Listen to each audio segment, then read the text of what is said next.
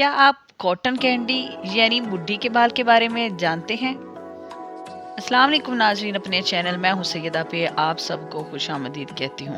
नाज़रीन, आज मैं आपसे एक पहेली पूछती हूं। इस पहेली का जवाब कमेंट सेक्टर में दीजिएगा। चलें शुरू करते हैं कि कभी आपने सोचा है कि एक ऐसी चीज जो देखने में बादल जैसी हो, हाथ में लेते ही गायब हो जाए और मुंह में जाते ही मीठा जादू बन जाए? तो इस पे बात करते हैं बाद में। तो सबसे पहले अगर अभी तक आपने मेरे चैनल को सब्सक्राइब नहीं किया तो जल्दी से अपनी फिंगर को मूवमेंट में लाएं और मेरे चैनल को सब्सक्राइब कर दें। अब चलते हैं अपनी पहेली की तरफ। तो नाज़रीन, मैं बात कर रही हूँ बुड्ढी के बाल की। नाज़रीन, आपको याद है बचपन में मेले पे जाते ही सबसे पहले नजर कहाँ जाती थी? झूलों पर, खिलौनों पर?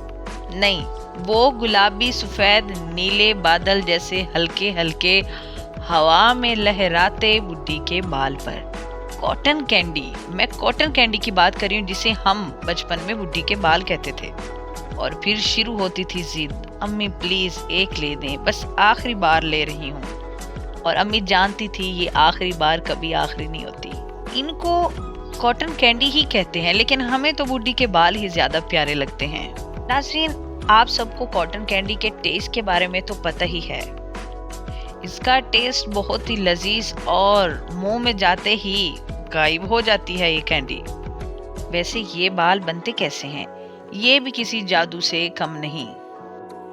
आपने कभी गौर से देखा है कि ये कैसे तैयार होते हैं?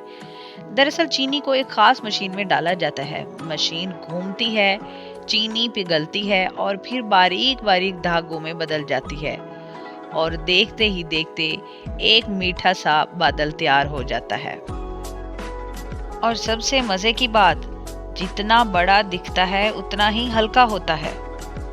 दिखने में तो यूं लगता है कि जैसे ये एक बर्फ का गोला है, लेकिन जैसे ही इसको हाथ में लिया जाता है तो बहुत ही हल्का सा महसूस होता है।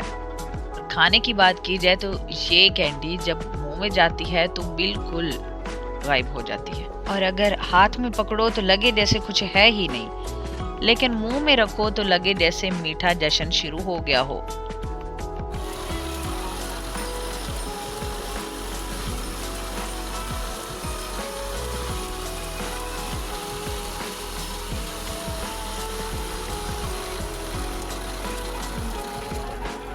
आज भी जब कहीं ये कॉटन कैंडी नजर आ जाए तो दिल खुद ब खुद बचपन में चला जाता है। वो मेले, वो हंसी, वो सादा खुशियाँ, और एहसास होता है कि कभी कभी छोटी छोटी चीजें बड़ी बड़ी खुशियां दे जाती हैं। और अगली बार जब आपको कहीं बुड्ढी के बाल नजर आए तो जरूर ले लीजिएगा, सिर्फ खाने के लिए नहीं बल्कि बचपन की यादें ताज़ा करने के लिए। तो नाज़रीन, ये थी मेरी आज की वीडियो।